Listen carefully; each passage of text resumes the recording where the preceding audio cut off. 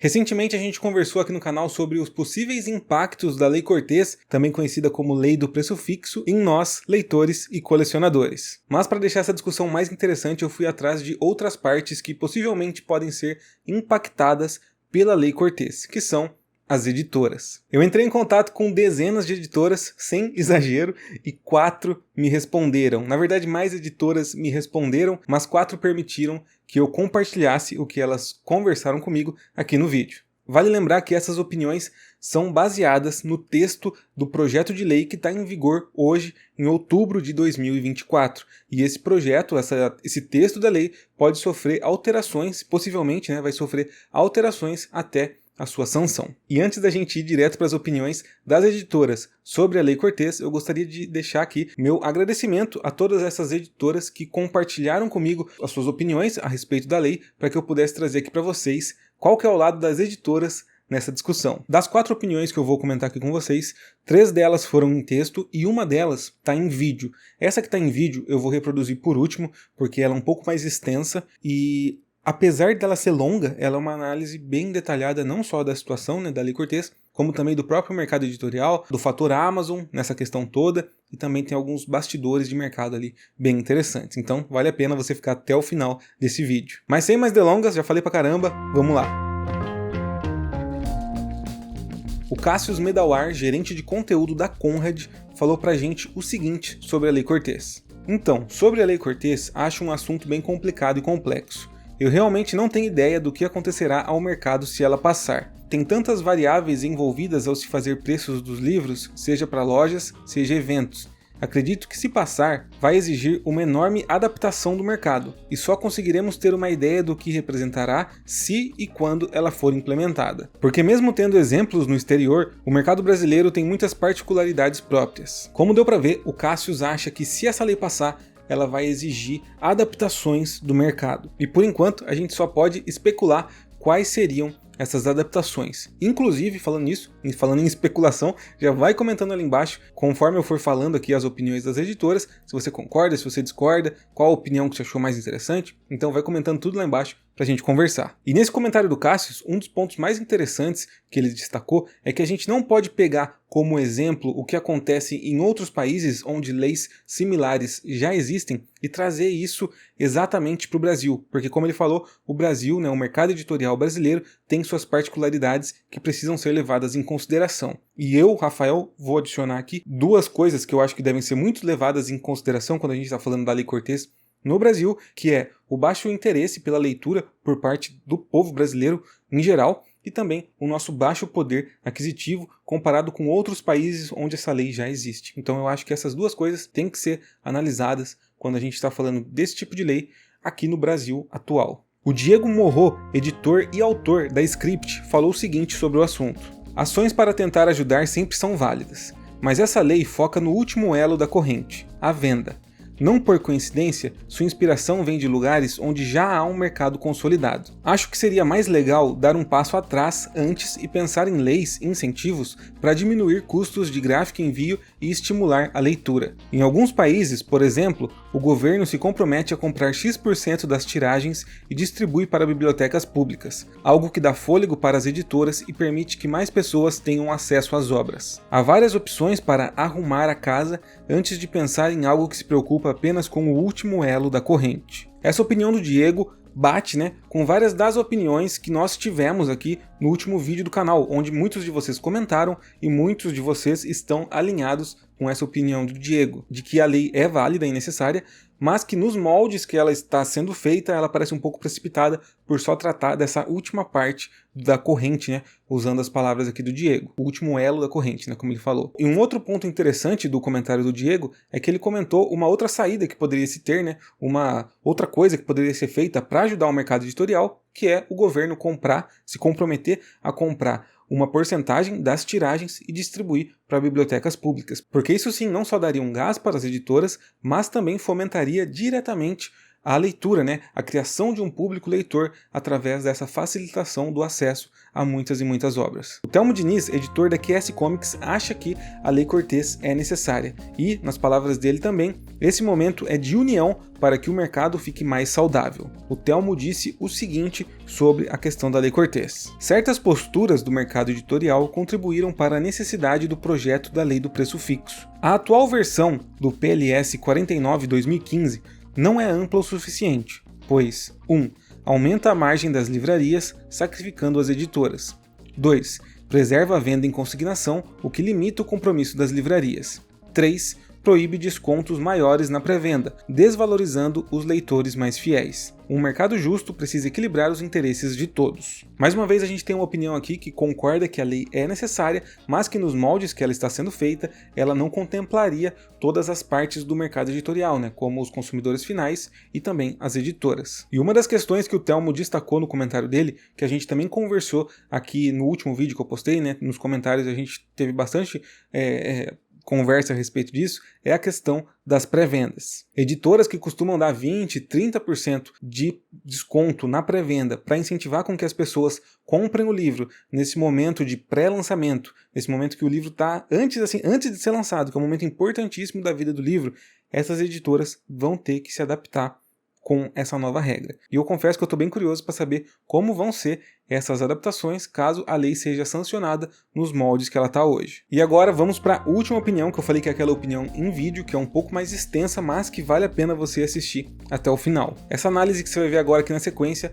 é do Douglas Freitas, atual coordenador de projetos da editora Tábula, que além de atuar no mercado editorial, também é advogado. Então, quem melhor para falar de lei, né, do que um advogado? Como eu disse, a análise do Douglas está um pouco longa, mas vale a pena você assistir até o final, porque ela não só vai tratar de como a lei se propõe a funcionar, né, no texto que está escrito em outubro de 2024, mas ele também fala do mercado editorial, fala do fator Amazon, fala de bastidores de mercado que são interessantes da gente saber. Então, assiste aí tudo, daqui a pouquinho eu volto. Oi, tudo bem? Meu nome é Douglas Freitas. Eu sou advogado, professor convidado em várias instituições de ensino superior e também de outras como a Universidade de Lisboa, a Associação dos Advogados de São Paulo e a Escola Superior da Advocacia. E além de tudo isso, eu atuo no mercado editorial pelo menos há 8 anos, sendo atualmente coordenador de projetos da editora Tábula, que produz livros e quadrinhos. Então eu gostaria de conversar com vocês sobre a Lei Cortês, que originalmente tinha o nome Lei do Preço Fixo.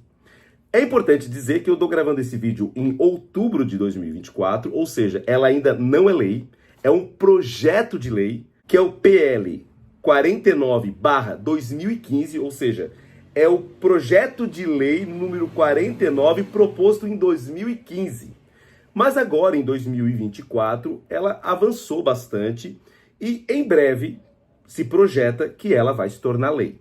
Então, tudo que eu vou dizer aqui hoje, ela pode ser modificado. Por quê? A lei pode não ir para frente, a lei pode ser muito alterada por emendas legislativas e até mesmo por vetos presidenciais. Então, é muito comum que algumas leis, antes de entrar em vigor, elas sofram muitas alterações durante os seus processos administrativos e legislativos, e muitas vezes até o próprio presidente faz alguns vetos antes de promulgar a lei. Então, pode mudar algumas coisas. Então, vamos falar com o que nós temos no projeto de lei hoje, em outubro de 2024. Para começo de conversa, esta Lei Cortês, que antes era Lei do Preço Fixo, ela institui uma política de preços, de precificação dos livros e quadrinhos produzidos no Brasil. E ela estende essa política para os livros e quadrinhos importados, ok? E produzidos também por autores independentes, ou seja, não é apenas para as editoras, é para todo mundo que produzir livro e quadrinho no Brasil. É claro que tem algumas exceções, mas elas são muito poucas pelo atual projeto de lei. Uma delas, por exemplo, são livros ou quadrinhos voltados para colecionadores, mas ela limita em 100 unidades, ou seja, uma editora, um autor independente pode até falar que, eu vou fazer regras diferentes de desconto nesse meu material porque ele é voltado para o colecionismo. mas ele não pode produzir mais do que 100 unidades, entenderam? E tem algumas outras exceções, mas elas são muito restritas. Ela se envolve, por exemplo, materiais produzidos para entidades públicas, ela trabalha questões de projetos raros, mas sempre com várias limitações. Podemos dizer que a partir de agora, ou na verdade a partir do momento que sair a lei, né, que ela for realmente entrada em vigor, qualquer livro ou quadrinho no Brasil, ele vai ter que ter uma declaração de preço, ou seja, o autor independente, a editora, a importadora vai ter que dizer, ó, este livro, este quadrinho tem o preço de capa no valor X. E por que ela vai ter que fazer isso? Porque ela vai sofrer sanções, ou seja, vai ter punições para essas pessoas que não declararem o preço ou não cumprir as regras da lei. Entenderam? Então, por um ano, este livro, este quadrinho, ele vai ter que ser obedecido em todos os lugares que ele for vendido, quer seja vendas pelo WhatsApp, vendas por sites, vendas por distribuidoras, vendas por livrarias, vendas direto do autor, vai ter que, em eventos, vai ter que ter esta regra deste preço fixo por pelo menos um ano a contar do seu lançamento. Após esse um ano, aí pode dar o desconto que quiser, pode dar 90% de desconto, aí é com quem tiver com o material na mão. Mas o livro quando lançado, o quadrinho quando lançado, por um ano, ele vai ter que ter um preço fixo, declarado e com desconto de no máximo 10%. Então, antes de eu falar um pouco mais sobre essa lei e os impactos que ela vai ter no mercado e no leitor, deixa eu trazer só algumas considerações que vai ser muito importante. A primeira consideração é que eu não sou contrário à lei, eu não sou contrário a estas regras. A minha fala inicial pode até parecer que eu sou contrário, mas é que para que vocês possam entender como funcionam alguns bastidores de mercado, mas ao final eu entendo que essa lei realmente vai ajudar. Ela vai ser importante para o mercado brasileiro, porque nós temos como referência alguns outros mercados que existem leis muito semelhantes a essa. Essa não é uma lei inédita no mundo, é uma lei que já existe em outros países e que a experiência de lá foi bastante positiva. E eu acredito que também vai ter no Brasil. Mas deixa eu primeiro problematizar e trazer algumas questões que é importante nós termos essa reflexão. O primeiro ponto que eu quero que vocês entendam é como funciona o mercado.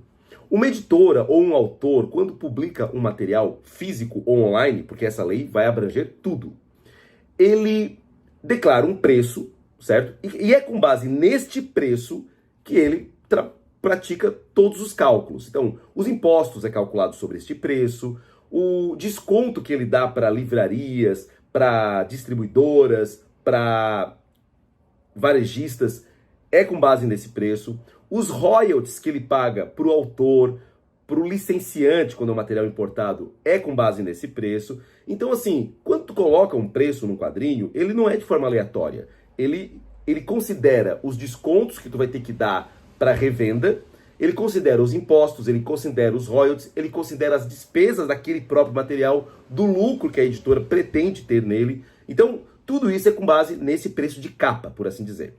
Então, quando tu declara um preço de capa, geralmente, quando tu faz uma venda para uma livraria, para uma Amazon, a Amazon vai ser muito importante nesse nosso vídeo, tu vai dar um desconto nesse preço de capa, para que essa livraria, para que a Amazon possa te pagar, pegar este livro e revender. E aí, dentro daquele desconto que você deu, ela vai ter as suas margens de lucro. Geralmente, as editoras trabalham com a Amazon com um desconto de aproximadamente 50%, 55%, 45%, até 60%.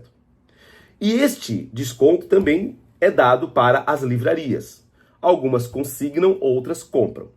E aí tu pode criar uma política diferente, 40% em caso de consignação, 50% em caso de compra. A lei do preço fixo, ou lei Cortês, ela já muda essa regra. A partir do momento que as editoras e os autores fazem uma oferta pública do seu material, ele tem que ser equitativo. O que isso quer dizer? O mesmo que tu oferece para a Amazon, tu vai ter que oferecer para uma livraria. Ah, mas a livraria quer consignar. Tudo bem, aí é diferente. Aí eu posso dizer que para consignação da livraria eu só vou dar 30% de desconto. E a livraria vai ter que trabalhar com esse 30%. Ou seja, ela vai pagar 70% quando vender para o autor ou para a editora. E naquele 30% ela dá o desconto, ela paga os seus impostos, ela tira o seu lucro.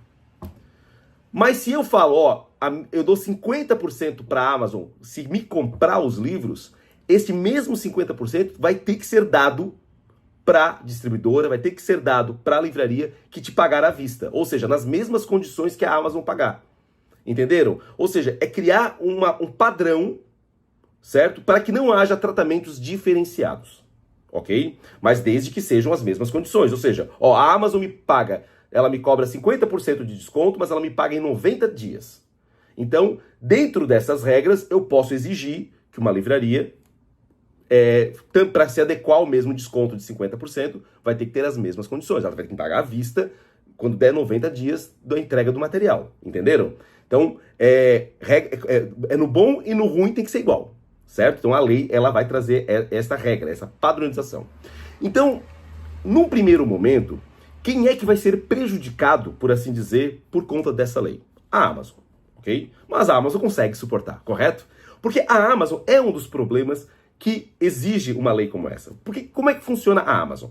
A Amazon pega as editoras, fala, ó, me dá o teu livro, eu vou te pagar em dia, bonitinho, vou te dar em 90 dias a quantidade que eu pedi, eu quero 50, 100 livros, 200 livros, 1000 livros, dependendo da editora e do livro em si, né? Ela tem seu algoritmo para poder fazer o pedido. Vou te pagar em 90 dias. Então, para as editoras, a Amazon é muito importante, porque é um dinheiro certo. Muitas vezes, as editoras passam um pouco de trabalho para vender para livrarias menores, porque às vezes não recebe, às vezes só querem fazer consignação. Então, isso é um problema, ok? E o que a Amazon pede, num único pedido, tu precisa às vezes ter 20 livrarias, 20 bancas, para ter a mesma quantidade de livros vendidos. E ainda com o risco de talvez não receber de alguma, de ter que fazer 20 envios, porque são livrarias diferentes, são notas diferentes, entenderam? Então, para a Amazon é muito mais cômodo. Tu recebe em dia, é uma nota só, tu entrega para ela que depois vende. Então, para as editoras, a Amazon é interessante. Só que a Amazon tem uma política agressiva de mercado. Ela chega no mercado e ela faz o quê? Ela dá descontos que as outras livrarias não conseguem dar. A Amazon, como ela pagou 50% do preço de capa, a Amazon já começa dando 30% de desconto. Ou seja, ela fica com 20% para todo o seu custo. Uma livraria, se ganhar o mesmo 50% de desconto, ela não consegue trabalhar só com 20% de lucro. Não dá. Ela vai ter que pagar funcionário, ela vai ter que pagar envio, ela vai ter que pagar mídia. Ela não é uma multibilionária como a Amazon.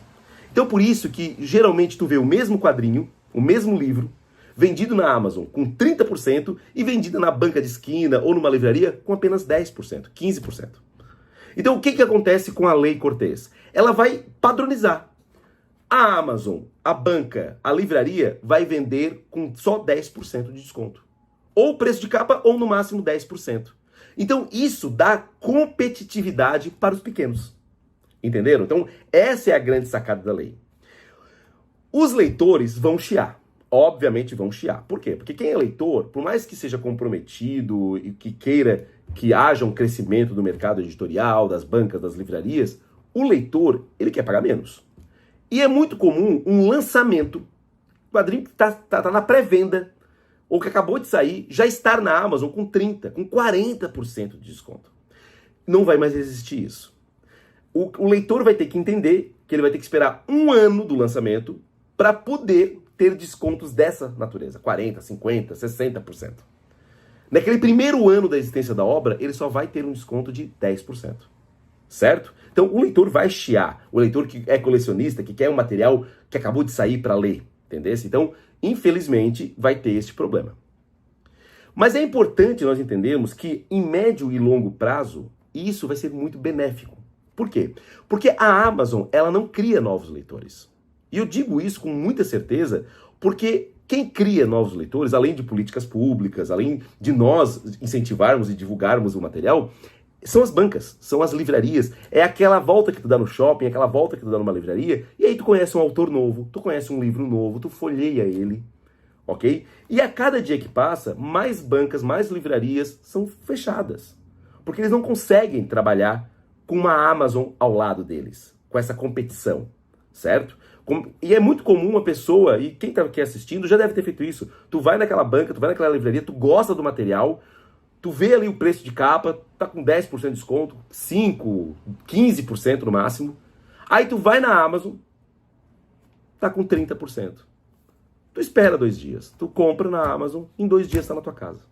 Entenderam? Então, tu conheceu o livro, tu conheceu o autor lá na banca, que está pagando espaço físico, que está pagando funcionário, talvez até te atendeu, talvez até te indicou, mas tu vai comprar na Amazon porque é mais barato. E isso é normal, é direito teu fazer isso, é direito nosso fazer isso, ok? Mas, para aquela banca, para aquela livraria, isso é a morte, e é por isso que estão morrendo. Então, a lei do preço fixo, ela vai ter, em médio e longo prazo, a permissão de competitividade daquela pequena banca do interior com a gigante multibilionária Amazon. Porque as duas vão praticar o mesmo preço nos lançamentos. É claro que depois a Amazon vai nadar de braçada, porque aí já passou o lançamento, a Amazon pode dar o desconto que quiser. E a Amazon tem a capacidade de comprar um lançamento, por um ano só dá 10% de desconto, passou um ano começa a aplicar 40%, 50%. A Amazon tem fôlego para isso. A grande questão é, nós não temos que nos preocupar com a Amazon, a gente tem que preocupar é com essas bancas e livrarias que vão agora poder ter competitividade. Tá? É claro, como eu disse, o leitor vai sofrer um pouco, porque o leitor ele vai deixar agora de comprar quadrinhos de lançamento, porque dentro do primeiro ano ele só vai ter 10% de desconto, não importa onde ele compre. Entenderam? Outra questão que é muito importante, que a gente tem que entender desta lei, é o fato de que quando nós passarmos esse um ano, as vendas poderão ter o desconto que quiser. É muito comum vocês verem na Amazon descontos às vezes de 60%, 70%. Não é a editora que escolhe isso, não é a editora que fala, ó, Amazon, me dá esse desconto maior. Não é. A Amazon já comprou da editora, é dela o livro, ela dá o desconto que quiser. Então, o que acontece? A Amazon, muitas vezes, dá um desconto maior do que ela pagou. Ou seja, a Amazon pediu para a editora, ó, editora, eu quero 50 livros desse e eu vou te pagar 50% do preço. Pagou para a editora, tá lá com os livros com ela. Aí a Amazon aparece com desconto de 70%.